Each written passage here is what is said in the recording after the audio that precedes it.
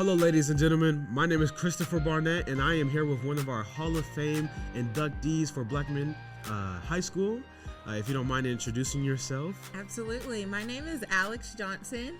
Like you mentioned, current inductee for class of 2022. It's nice meeting you as well. So if you just want to tell me about your backstory, how did you end up at Blackman? What got you into basketball? Yeah, so I actually started playing basketball at the age of 5. Okay. Started at the Boys and Girls Club, as most people do. Yeah, I started there too. Yes, and from there kind of found a passion for basketball specifically. Obviously played quite a few sports in my early years. After playing at Boys and Girls Club, started in AAU, so travel ball. Okay, yeah. And then once I went there, kind of found a greater passion, I should say. It expanded. And then I went into middle school, and then which eventually led me into high school. Yeah. I guess they thought I was good enough to That's how most people start. Yeah, I started at the Boys and Girls Club and just works up, AAU basketball. How was AAU for you? Absolutely. Loved AAU, got the ability and opportunity to travel to a lot of different places all over the country. I got to play with a lot of my high school teammates as well.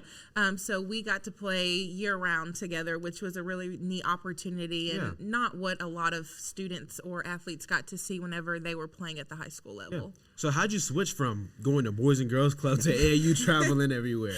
Absolutely. So Boys and Girls Club and AAU are definitely two different competition levels. Right. Definitely a step up as far as AAU. Lots of really good competition from all over the country, like I mentioned. So transitioning there mentally was a big difference. Yeah. And even just physically, there was a lot more rigorous kind of conditioning that went on, but really being able to make that transition from kind of laid back competition to really finding that passion and going a little bit deeper with a no lose mentality, I would say would be the greatest part. So when did you decide that basketball was going to be your sport that you're going to be playing throughout your whole entire career? Yeah, great question. So actually, I did not make that final decision until my sophomore year of high school. So I actually played high school basketball and volleyball up until sophomore year. And then when I went into my junior year, I was like, this is the time. We've got to make my decision, especially if I wanted to go to the next level. So I decided to, although I loved volleyball and had a really good time, basketball was where it was at. Yeah. So was that also the time that you knew you wanted to go to the next level in basketball? Yes, that's kind of when the flip switched, and I was like, okay, if we're going to do it, we really got to put in the work, the effort that's needed to, number one, get exposed, and number two, to be able to go to a school of my choosing as an option. Yeah. So, and that brings me to my next question. You said about kind of being recruited. How was recruiting for you? It's very different now. Being you easily go on Twitter and you got every single coach to contact on there. That is so true. Yes, it was definitely not the same back when, and I say back when like it was years ago. That was in 2014. So the exposure, like you mentioned, on Twitter and just your social media platforms now is a lot greater than that of when. Not that I lived in the ancient times, but a lot of it was through communication of the phone and email and things like that.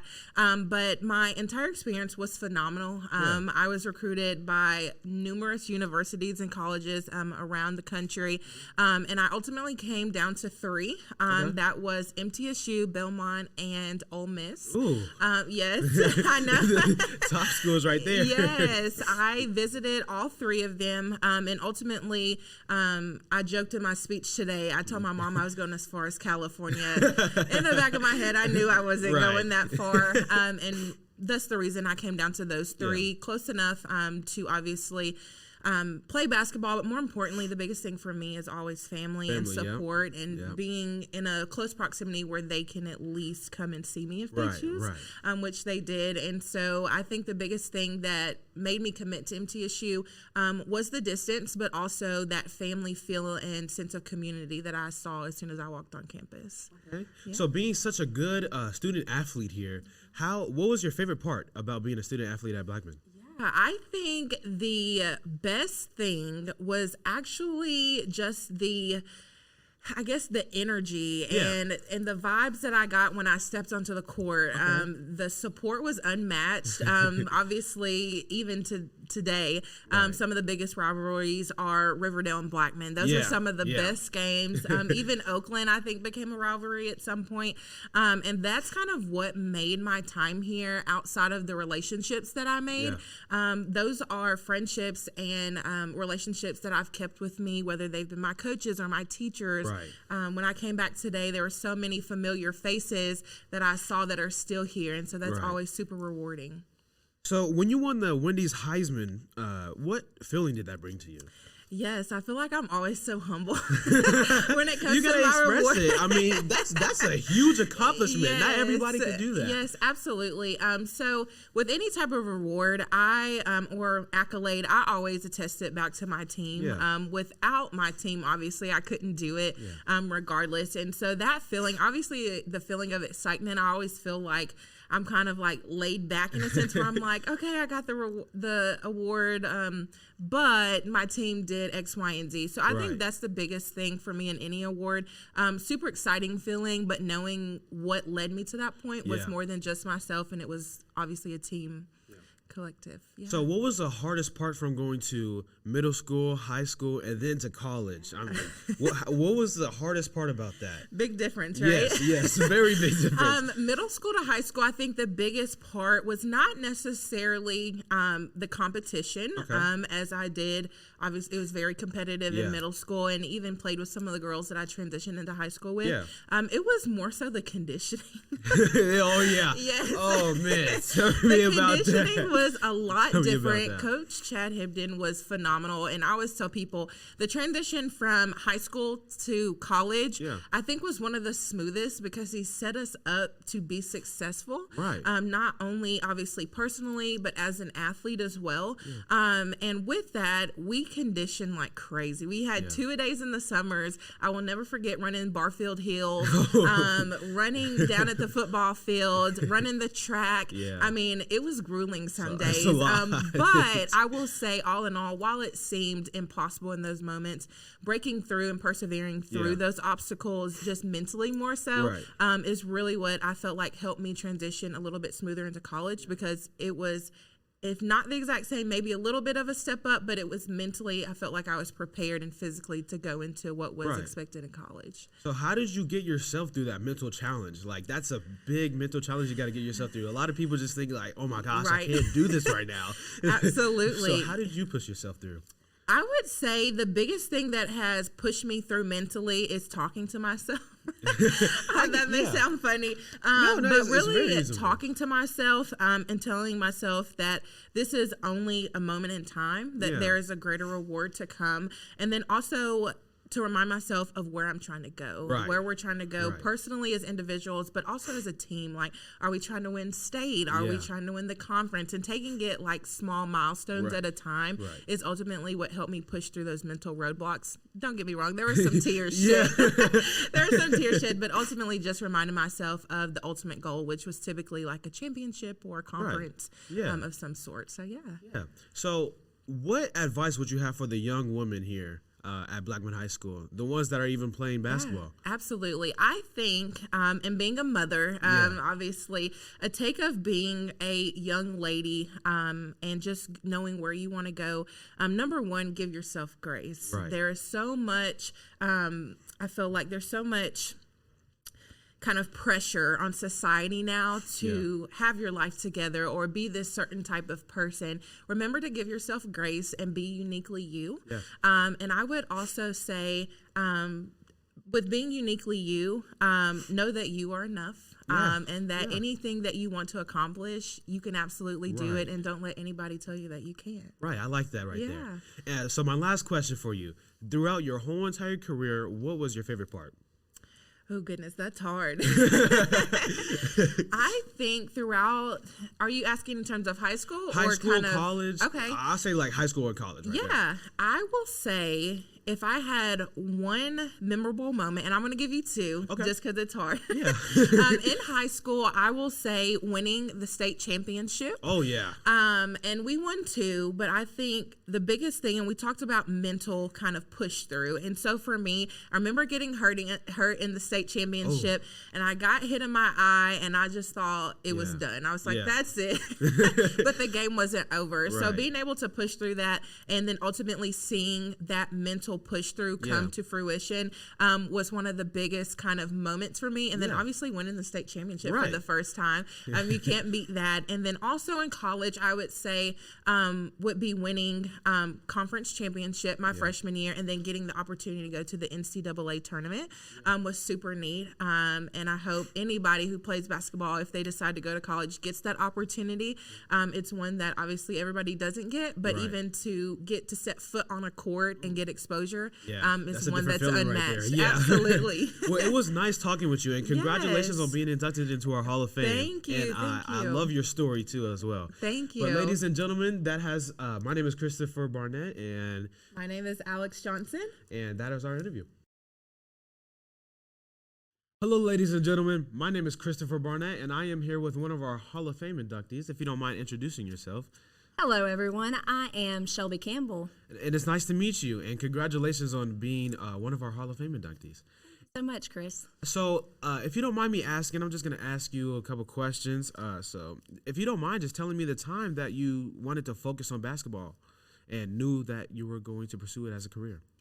You know, it's actually a funny story. I grew up playing softball. Okay. And my mom paid me $10 to play basketball. You know, $10. When I was a kid, when I was 8 years old, that was a big deal. Yeah, that's like $1,000. Exactly, that's what I'm saying. So she's like, I'll pay you $10 to play basketball, because she had grown up playing basketball and she really wanted me to do it, and I just didn't have an interest. Right. And so she paid me $10 to play basketball, and I was like, okay. And then the rest is history. I just really fell in love with it. I was outside all the time. I ended up giving up softball at one point, but I just loved basketball. I was outside shooting all the time and working. I just knew that I wanted to pursue it a little bit further. And so I don't think there was ever a time that I was like, oh, I'm going to go play college basketball or anything, but it was always a dream. And so, you know, when it's a dream, you put in the work to try to meet that dream. So, of course. So what work did you put in to meet that dream?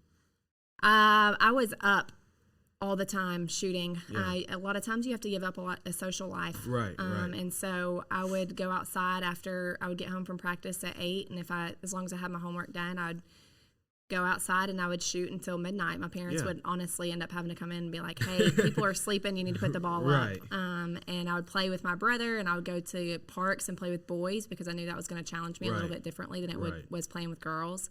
And so it was just, you know, putting in the work always. It just takes time, and coaches along the way, training with trainers. It's not quite like it is now when I was training with trainers, because I would do it on my own in my driveway. That's like not a thing anymore. But that's what I did, and it's really, my parents just pushed me and have helped me, and my mom was my coach growing up for a little while, and so she would always help me. But yeah, it's just eat, sleep, breathe it, you know? Yeah, I feel you. So how was high school for you? As being a student athlete, how was just high school? The best time ever. Blackman was seriously, I went to Laverne for a little bit, and then I transferred to Culleoka to play under my uncle. And then I've always wanted to play under Coach Hibden. I knew the kind of coach he was. I knew he would challenge me. I knew he was a man of high character. I knew he was a man of discipline.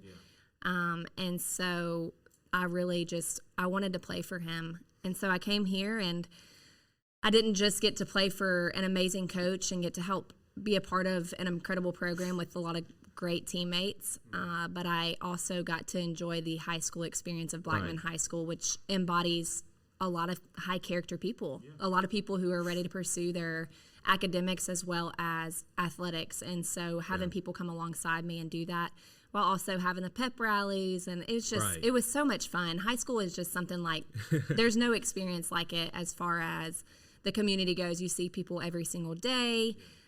You get to be in the student section. When I wasn't playing, I'd be in the student section for the boys, football games. Like it's just, it was so much fun. And so Blackman is a great place to be. So what was your favorite part about being here? That's a tough question. My favorite part, or most memorable.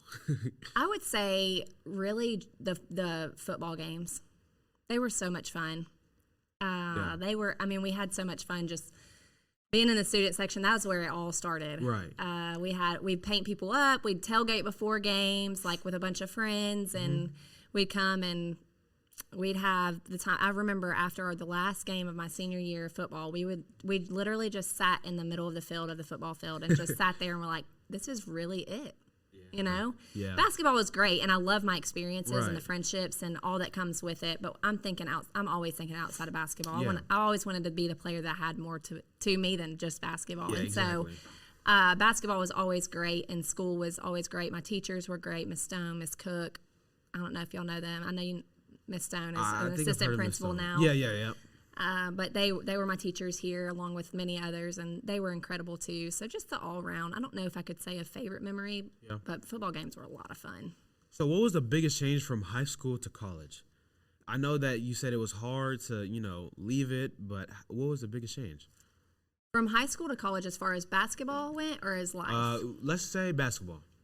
Basketball, it was the pace. Oh yeah, was very different. The time consuming. I mean, it was a job. When you go play Division I basketball, it becomes, really college basketball in general, because I coached at the Division II level too, and it's a job to put in the time and the work and the efforts, but it is a lot of fun. It's a learning experience.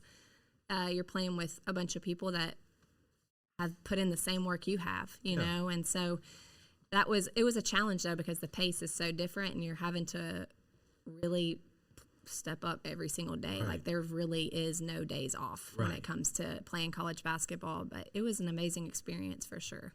So I know that you led your team, your college team, to consecutive NCAA tournaments. How was that for you, just being in a tournament? Another experience you just can't forget about. It's so memorable. It was so much fun, because as a kid you always dream about going to play college basketball and playing in the NCAA tournament, right? And so getting that experience was so much fun with great teammates, especially like our sophomore year. We were fourth. We were coming in the season fourth, and then ended up winning and made it to the NCAA. It's just a dream. I mean, truly, the experiences that I've had with basketball are just ones that you can only dream of. Right. And I'm just super thankful that I got to walk it out. And I appreciate you joining me for an interview. And I wish I had more time to give you more questions, because there's endless amounts of things to talk about. But I do appreciate you being here, and congratulations on being a Hall of Fame inductee. And this has been, my name is Christopher Barnett and Shelby Campbell. And you guys have a great day. Thank y'all. Hello, ladies and gentlemen. My name is Christopher Barnett, and today I have one of our very own Hall of Fame inductees, Isaiah Phillips, who is actually one of our assistant coaches for the Black men basketball team. How's your day going? Thanks. What about yourself? It's pretty good. It's pretty good. So if you don't mind just telling me how basketball started for you, where did you grow up? How did you get into it? Born and raised Murfreesboro, Tennessee. I got an older brother. He was playing basketball. Say he was around 8 years old in a junior pro league in the city of Murfreesboro. And one practice, they only had 9 players, and I was the only other kid sitting in the bleachers. So they let me play to make 10. I got to play 5-on-5 that day, and that's what started basketball for me. So did you play any other sports at the time, or was it just basketball? I did. Growing up, I played baseball every year all the way to high school. I played football. I ran track. Basketball is the one that I played. So what made you stick with basketball? What made you take basketball seriously? My brother, so he was a little bit older than me. He was in college, and he started making bad grades in college. My parents came in my room and they said, "We're not helping you go to college. We paid for your brother, and he wasted his time. So if you don't get a scholarship, you're going to go to the factory with us and work with us." So that was motivation for you. That was motivation for me. Yeah. So what was your favorite part about playing for Blackman High School? When I played here, it was new. It just opened up. So that was my favorite part. It was new. There was no tradition here, and we set the tradition. Okay, yeah. And what tradition did you set, kind of? We were the first team to win the district. We won the district my junior year. Won it again my senior year. We built that foundation. Yeah. So how has Blackman changed since it's opened, since you've been here all those years? Students had to wear name tags with their faces on it, so that's changed. A few things that stayed the same is some of the teachers are still here that I had. Principal Lawless, he was one of the basketball coaches when I was here. Mr. and Mrs. Meadows, I had them in class when I was here, and a few other ones. Wow, that's nice. How was it transitioning from high school to college? It's a big jump. We're going to college. We don't have anyone that's going to be there to help you get to class on time and things like that. When I first got to college, my first English paper, I got a C on it, a C me, S-E-E, instead of the letter C. It was one line too short, and my college professor didn't accept it. In college, if you don't want to go to class, you just don't go to class, but you're going to be held accountable, and you're paying all that money, you're going to lose all that money if you don't go to class. So it's very important that you stay focused and finish your degree. So how did you hold yourself responsible?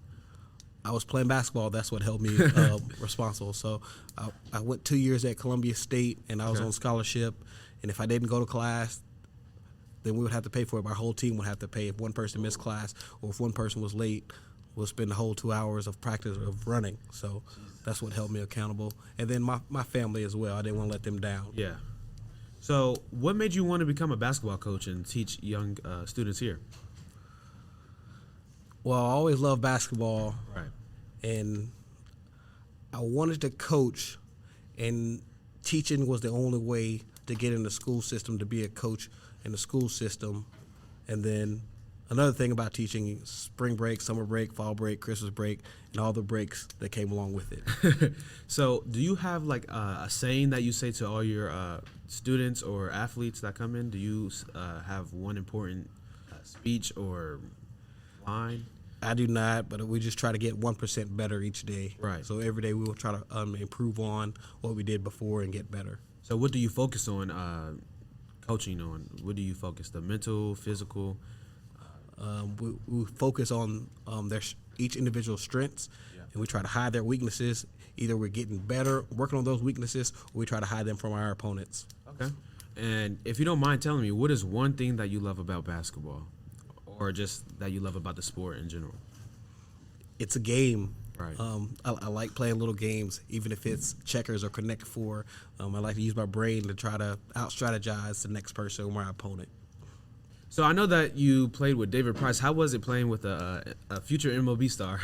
Well, in high school, he was our leading scorer for 4 years on our basketball team. But little known fact is we started playing together around 9. We was on the same baseball team. Around 9 years old. Okay. But we could tell at that early age that he was going to go professional ball because he was the best. He was the best hitter, the best batter, best thrower, best shooter, best ball handler. He was just the best at everything. He actually played hockey. He played soccer. When he was a freshman here, he played golf.